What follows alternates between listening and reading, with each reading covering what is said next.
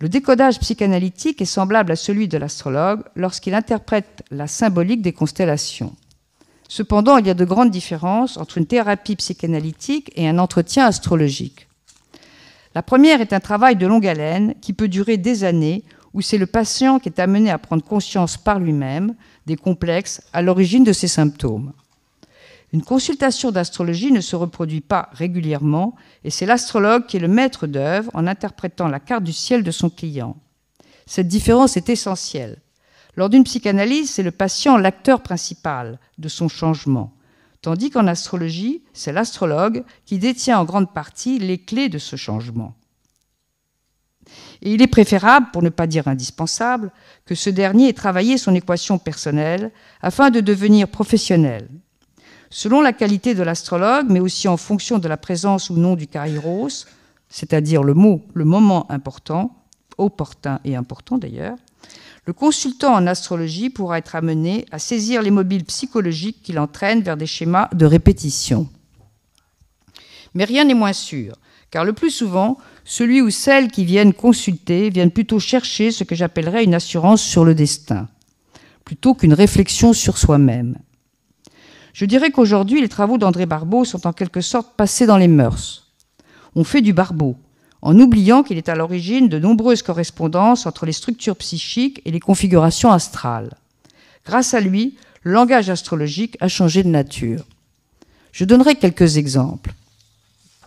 C'est lui qui a établi, entre autres, les correspondances de la symbolique de Saturne avec le complexe de sevrage que nous évoquions tout à l'heure.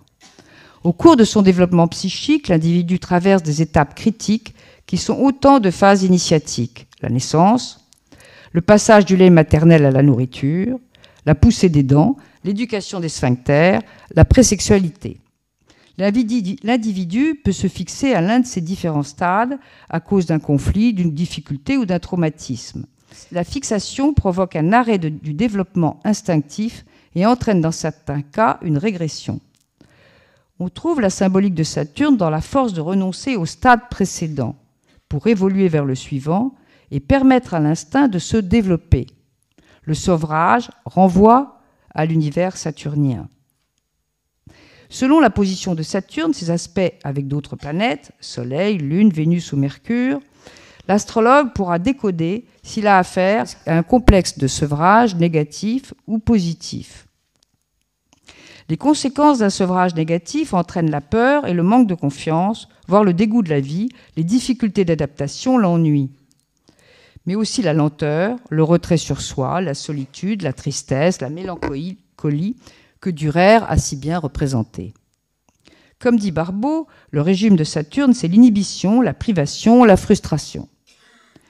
Du côté positif, ce sont les dispositions au renoncement consenti, détachement de l'instinct, prudence, réserve, patience, réflexion, concentration, objectivité, sang-froid, responsabilité, sens de l'effort. Tout ce qu'on connaît.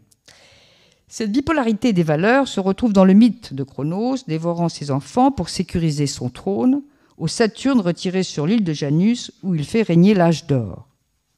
Avec Saturne en dissonance, nous dit Barbeau, on ne sait jamais s'il inhibe ou refoule la tendance de la planète qu'il aspecte, ou au contraire, s'il ne libère pas cette tendance en la faisant régresser au stade le plus infantile.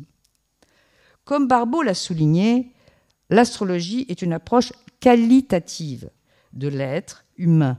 Nous ne pouvons savoir à quel niveau sera vécue une tendance, si bien qu'en face d'un saturnien caractérisé, nous ne pouvons dire si nous avons affaire à un neurasthénique, plus ou moins hypocondriaque, ou à un ermite qui est devenu un sage, ou encore à un peu des deux.